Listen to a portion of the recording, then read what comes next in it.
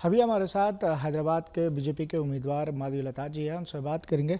Ma'am, कल असदुद्दीन ओवैसी बोलते हैं कि खास तौर पर ओल्ड सिटी हैदराबाद पार्लियामेंट में 730 पोलिंग स्टेशन पे सिर्फ नज़र लगाई जा रही है, तो इसको कैसा देखते हैं आप? पहली बात तो मेरे समझ से बाहर ये है कि असदुद्दीन को इतनी दुख क्यों हो रही है। पोलिंग बूथ किसी बाप का जागीर नहीं है, वो इलेक्शन कमीशन का हक है। उनको जिस जिस पोलिंग बूथ में के बारे में जो जो इन्फॉर्मेशन मिलती है उनके बारे में वो तैनात करते हैं और जो उनको सही लगा वो करते हैं उसके बारे में। जब इतने सारे जाली वोट से जो वो क्या कहते हैं, जाली वोट से हमने नहीं बनाया, तो आप ज़रा खामोश बैठ जाओ ना।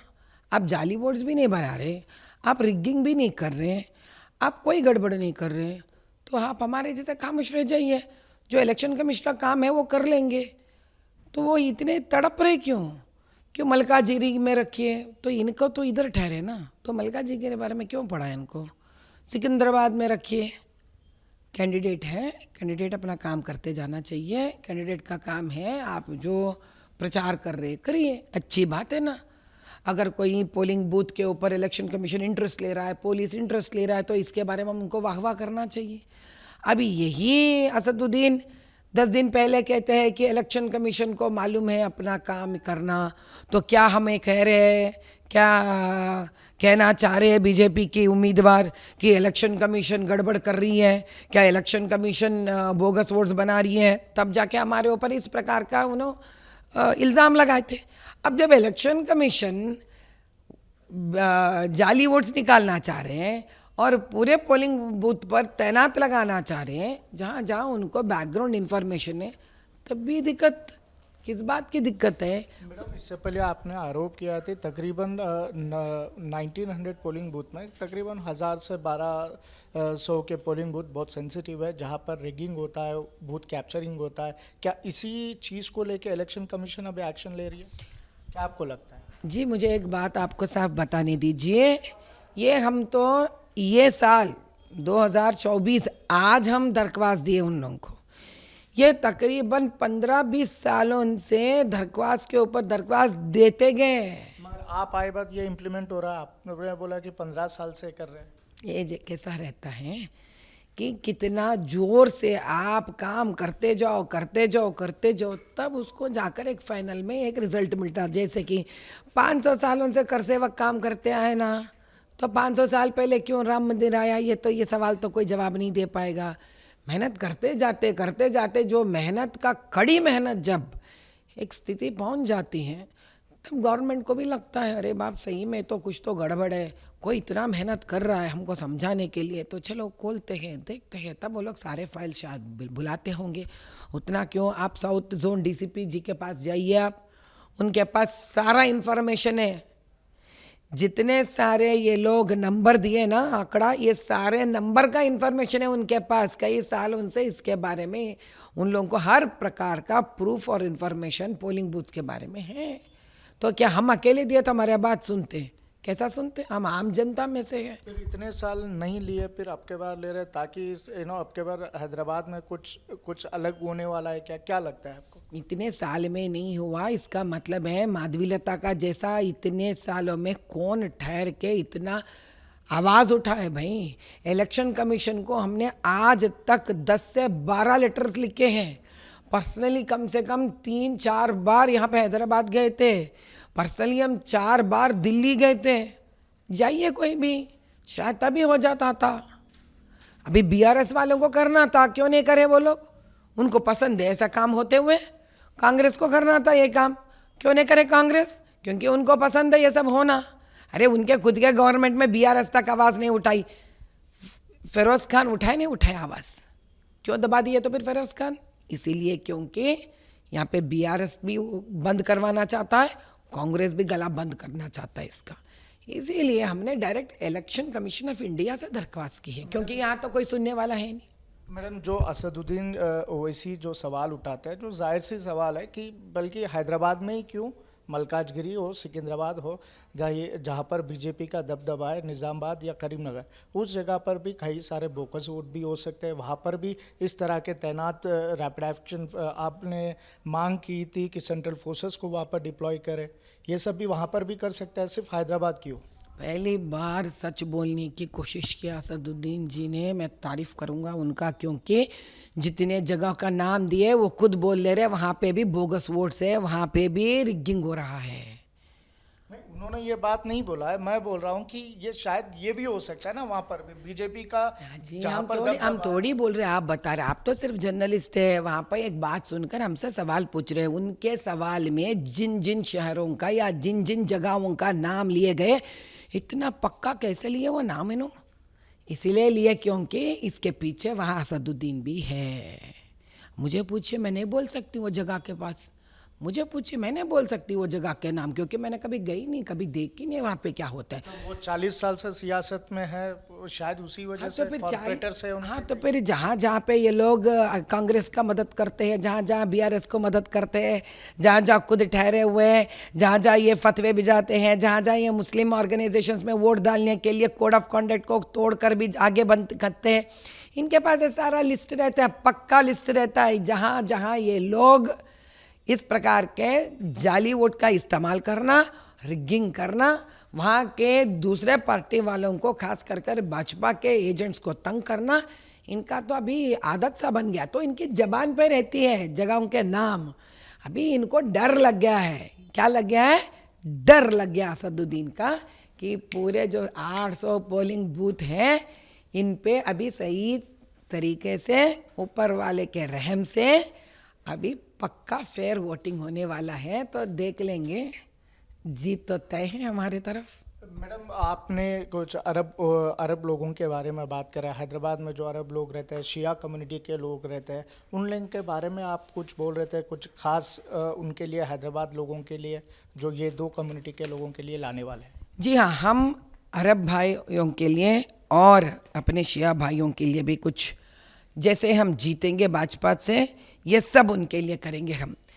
पहले हम अपने शिया भाइयों के लिए पूरे आशुकाना जितने भी यहाँ पे MIM के दरमियान तोड़े गए हैं, पूरे आशुकाना जो तोड़े आशुकाना, उन पे ऊपर जो जो बनाए उसका फिर से केस उठाएंगे, वो सारे आशुकाना दिलवाएंगे और फिर से आशुकाना बनवाने लग जाएंगे। और जो आशुकाना जिनका खराब स्थिति में है, उनका हम रिपेयर्स भी करवा देंगे।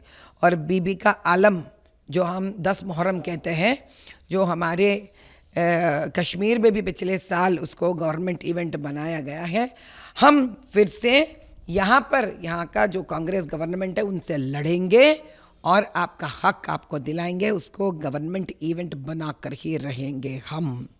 और हुसैनी भवन का कंस्ट्रक्शन भी करवाएंगे हम शिया कम्युनिटी के लिए।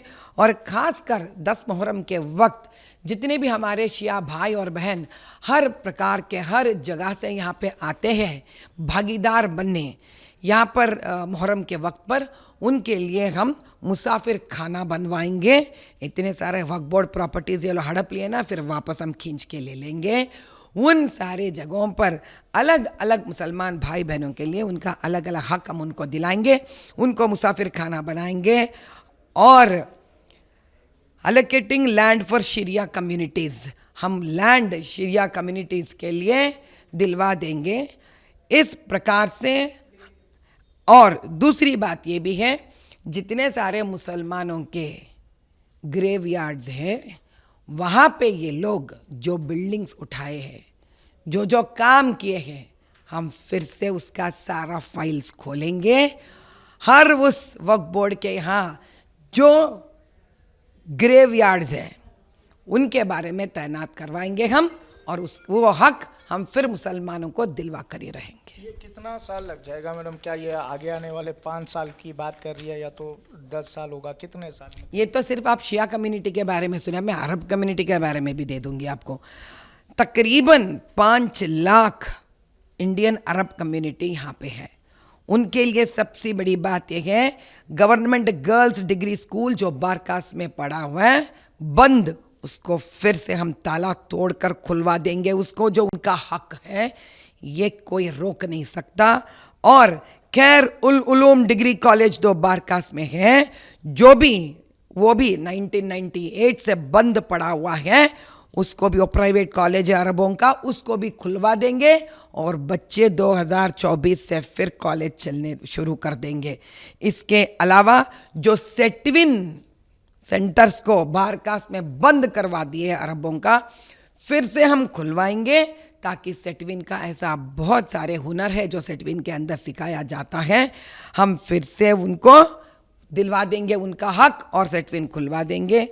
इसके अलावा भी हम बारकास गवर्नमेंट हॉस्पिटल जो बुरी हालत में है उसका हर प्रकार से रिपेयर्स करवा देंगे। अगर स्टेट गवर्नमेंट हमारी बात नहीं सुनती है, उनके ऊपर भी हम कार्रवाई करवा देंगे, लेकिन किसी में आज से लेकर हिम्मत नहीं होगी कि प्रशासन के तौर तरीके में जो लोगों के लिए हित में जो काम करने का है, कोई अपना हाथ में नहीं ले सकता है। हर मज़हब यहाँ पर, हर कम्युनिटी यहाँ पर बढ़िया से जीना है, उनका हक है। और हमें पता है वक्फ बोर्ड के दरमियान अरब लोगों का ऐसा बहुत सारा प्रॉपर्टी है जो नामपल्ली में दरमियान वहाँ पे भी है, जिन बिल्डिंग सिर्फ जिन जगह दिए गए थे अरब बच्चों को हुनर सिखाकर यहाँ से उनको वहाँ के देशों में भेजाए, ताकि वो लोग, जैसे कि हम लोग के मोती का कारीगरीपन है, जरदोजी का कारीगरीपन है, यहाँ जो मशहूर है, उनके लिए इनको फंड्स है, तो ये सारे उनके हक में जो जाते हैं हम सब दिला कर रहेंगे। अब आप पूछेंगे इसके लिए कितना वक्त लगेगा। ये आपका पर्सनल मैनिफेस्टो है या तो भाजपा का है? ये मेरा पर्सनल मैनिफेस्टो है, क्योंकि यहाँ का जगह पे ये सब अभी भाजपा को जो दिल्ली में है, उन लोगों को क्या पता है बेचा कि ये लोग कितना हड़प के खा के बैठे हुए हैं। मगर ये राजी होंगे स्टेट या सेंट्रल के बीजेपी लोग? अब आप सोचिए, किसी का घर असदुद्दीन खींच लिया है, अभी खींच के असदुद्दीन बैठा हुआ है घर के ऊपर, ये तो मेरे जिम्मेदारी बनती है। मैं एक्स्ट्रा जब फंड से निकाल के दे रही हूँ तब मुझे भाजपा का परमिशन लेना पड़ता है। किसी का खुद का घर खींच के लोग बैठे हुए हैं, और हम कल एमपी बनेंगे तो क्या बोलेंगे हम? ये बोलेंगे नहीं भैया, खींचने वाला खींच के बैठ गया, हमको गवर्नमेंट का परमिशन लेना पड़ता है खींच का हुआ सो घर आपको दिलाने के लिए। कोई भी गवर्नमेंट, खास कर हमारा मोदी भाई, किसी का हक किसी दूसरे को खींचने नहीं देते हैं। हम ठहरेंगे उसके लिए, और हमारा प्रधानमंत्री न्याय के तरफ है, न्याय दिलाने के तरफ है। हमारे न्याय दिलाने के बीच में अगर स्टेट गवर्नमेंट आता है, उसके ऊपर भी हम कार्रवाई चलाना पड़ेगा। मैडम, आखिरी सवाल है कि चुनाव के समय में इस तरह के वादे तो सभी पार्टी करते हैं, तो इसमें आप अभी जो आपके पर्सनल जो मैनिफेस्टो लाई है हैदराबाद खास तौर पर हैदराबाद पार्लियामेंट पे, किस तरह के, कितना तक इसको अश्योरेंस मिलेगा आम जनता को, जो पब्लिक इसके तरफ देखते हैं? हम 5 सालों में ये ख़त्म करके दिखा देंगे, क्योंकि 5 साल के बाद फिर इलेक्शंस आएंगे, तब तक प्रजा को समझ में आ गई होंगी कि हम वादा करके निभाने वालों में से है। धन्यवाद। यह है माधवीलता जी का कहना। आगे खबरों के लिए देखते रहिए न्यूज़ नेशन। मैं हूँ राजकिरण बतला, कैमरा पर्सन सूर्या के साथ हैदराबाद से।